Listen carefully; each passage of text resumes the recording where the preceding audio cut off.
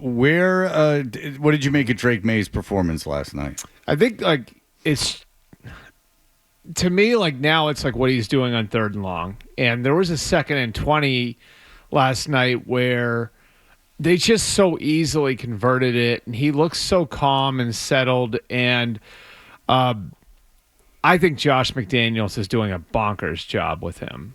Just because I think there's the thing, of course, that Josh did with Mac a few years ago, which I'm sure he's doing now, which is he's in his ear until the 15-second cutoff. So he is, to some degree, reading the defense for him.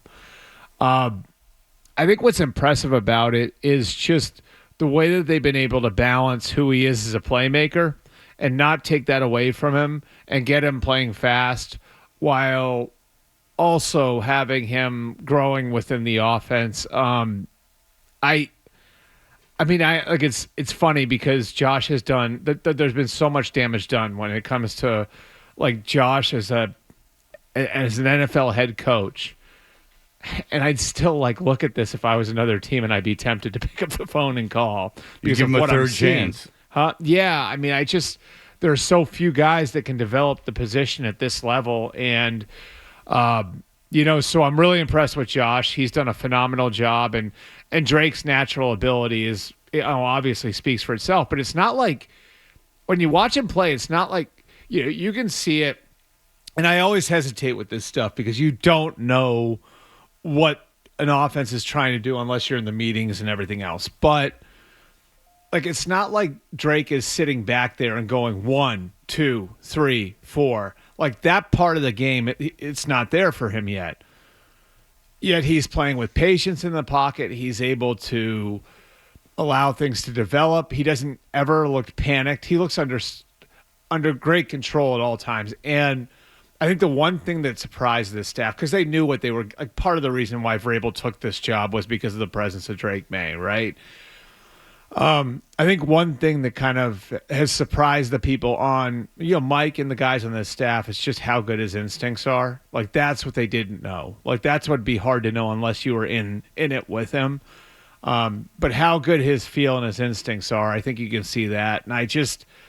And he's a very real MVP candidate. I know people around here are back to the point where they're taking it as an insult if you consider anybody else for these sorts of things. They'll even spit water out of their mouth. Yeah, look, Matt Stafford is having an incredible year. And if Matt Stafford is the MVP, I don't think nobody should complain about it. They played a much more difficult schedule. They played in a more difficult division. His touchdown to interception ratio right now is on pace to be 47-4. If Matt Stafford keeps this up and wins the MVP, I don't think anybody should argue with it, but Drake's right there with them. I want the names and phone numbers of those 41 guys you talked to that didn't say Drake Maye. I'm glad you brought that up. Keep the glass of water. Keep the glass of water. Because I got blamed for that. I'm a hater because people answered my poll a certain way. I thought it was just... it's just shocked the poor man. If you sniff around and find something out that's going to be upsetting to people, what you should do is not tell the people. You do all the work and you find out information like that. Keep it to yourself, Bert. Yeah, I know. That's how the job is supposed to be done. Mm-hmm. So, but I think Drake has been just so enormously impressive. And I think it's the other thing, when you go back to what their evaluation was of him, one of the things, and they don't get credit for it, but those guys, some of the guys who are still here, some of the guys who aren't, who evaluated him in 2024, I've said this a bunch to you guys. They had massive offers to move out of that spot, right? And there were people in this market who should raise their hand that advocated for trading down and taking J.J. McCarthy. Or trading down and taking Penix is what also some people in this market said. I haven't heard a lot of hands raised. I know who they are. They're obvious, but there Felger and Barth. Yeah, there are some people that said you should do that. I don't know if Barth said to trade down, but Barth loved Penix. I think part of the evaluation was not just we're taking the third quarterback. It's not just Maye versus Penix, Maye versus McCarthy. It was Maye versus Penix and extra first-round picks. It was Maye versus McCarthy and extra first-round picks. So the Vikings offered the 11th pick, the 23rd pick, a 2025 first-round pick. So 3 first-round picks. So in that scenario, you would have gotten McCarthy, you probably like the 23rd pick. You know who it was? It was Brian Thomas, the receiver from Jacksonville, right? And then you would have had a first-round pick this year. So you would have 2. So you could have gotten like Will Campbell and somebody else.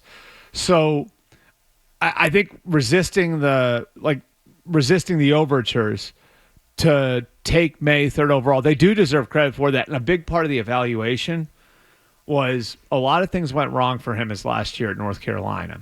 And that thing was, I mean, like it created a lot of division on who he is as a prospect because he was great in 2022, right? In 23, I mean, I can just say this now. He got offered $5 million to go to Ohio State. He got offered $5 million to go to Alabama. And he stuck it out at North Carolina and came back in a bad situation. And like that, going back and having the loyalty to go back in that situation, even though it wasn't perfect, and he didn't play great. But part of the Patriots' evaluation was he never blamed anyone. As much as they pressed him, whether it was talking about what happened that year, putting it up on the putting the tape up and like, hey, what went wrong here, what went wrong there. He never blamed anybody else. And I think you can see that now in the way that he carries himself, right? Like in the way, I think last night in the post-game press conference, I think he said something like he was asked about the MVP chance. And he's like, oh yeah, I think those were probably for Travion. No, he's a really humble kid, and obviously, and it's genuine. It's not fake. No. And he's look, he's really boring, but that's great for a quarterback. And you can tell he was raised in a good family. You can tell that he doesn't have an ego. You can tell, but he is. I guess the perfect way you'd want to raise your kid is that they were confident without an ego. Yeah, I think that's a good way of putting it. You want a kid that, of course, doesn't lack confidence in his. Once it feels if prepared that they can secure enough succeed. in himself that he doesn't need to project the confidence to everybody. Yeah, but that true security, that true belief in yourself, goes without the the need to self mythologize. And he's not trying to be like some caricature of a quarterback. He's just himself. And I actually think like that's something the top guys now have in common. Like I think. There's a pretty strong consensus that the top 4 guys over the last few years have been Mahomes, Allen, Lamar, and Burrow, and I think all 4 of those guys have that. And I remember I said this to both Mahomes and Allen. Like I think there was great value if you guys remember when they did the match. I think it was in Vegas, right? I thought there was great value for those guys riding around and having like a case of Coors Light in the back. It humanized them, but it was who they really are too. Like So you need to drink to be human. No, they really have been. Says the Ohio State graduate. Nice job, Bert. But I mean, like, but it's I guess Hardy and I. There's an ability to bring that over here. There's an ability to maintain. But I've said that to those guys like that. I thought like there was great value in that for them, and that like it projects them as normal people.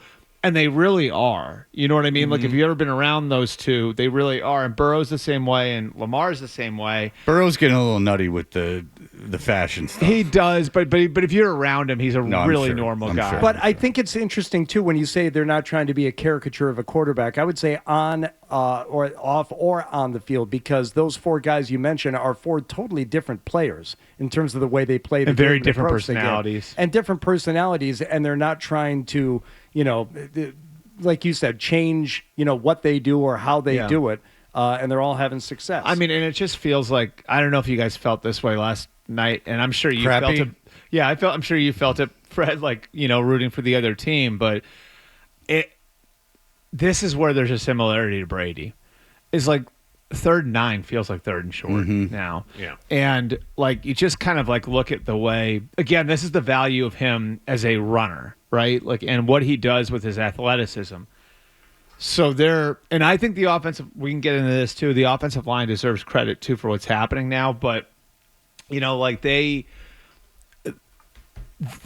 his athleticism paralyzes a defense. It like forces you to play a certain way. Either you're taking a guy out of coverage to spy him, or you're playing zone. If you're playing zone, which the Jets played a lot of zone last night. If you don't get home with your rush, eventually they're going to pick you apart. Well, that's what I was. And we that's were talking about this earlier.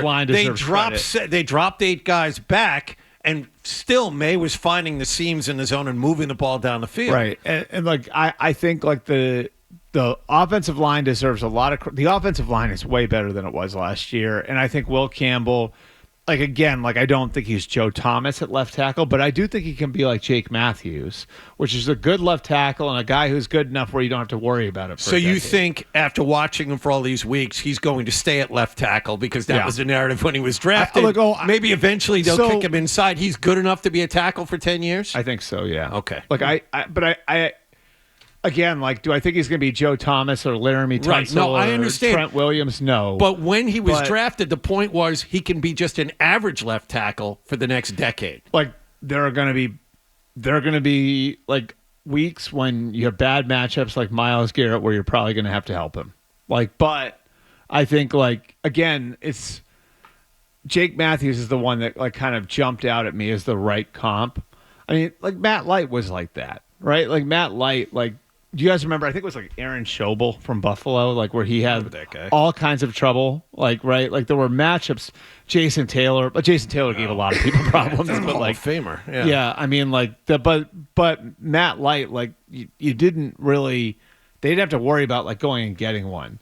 Now, if Trent Williams, like someone at that level, were all of a sudden available to you, and you kick. Yeah, then we're talking about something else. But it looks like they're going to be too good to be to get one of those sorts of guys. So I think where they're at right now, like it looks like Will Campbell will be the left tackle for the foreseeable future. All right, and it was kind of jarring last night. I know the Patriots only got called for 2 penalties, but one of them was the hold on Will Campbell, and that was something I was expecting to hear 3 times a game, every game. Yeah. And when it happened last night, I'm like, oh yeah, Will Campbell, he doesn't screw up. And the Jets have good edge rushers. Like Jermaine Johnson and Will McDonald are good players.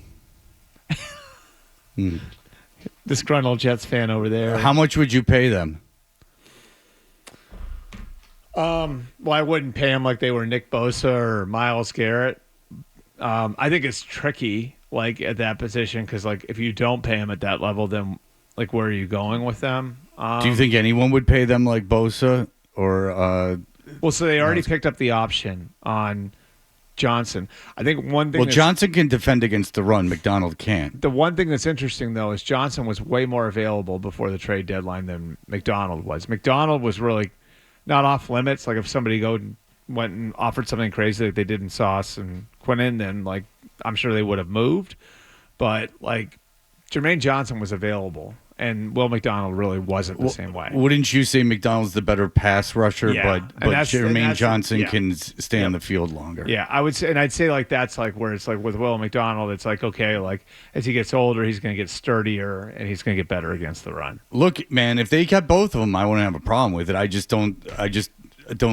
Look, they're both first-round picks, and neither of them have popped like you would expect a first-round edge rusher to pop. I mean, they both had individually good years, and Johnson, I know, got hurt, and that's a shame. And McDonald was good last year, and he's certainly good 2 weeks ago. They have talent. I just don't know how much you want to invest in them. I don't think the Jets are, like, that far off. The problem is, like, how do you solve the quarterback? Right. But I mean, that's always what the issue's been, and how you solve the quarterback problem. For the latest from the Sports Hub, download at 985thesportshub.com.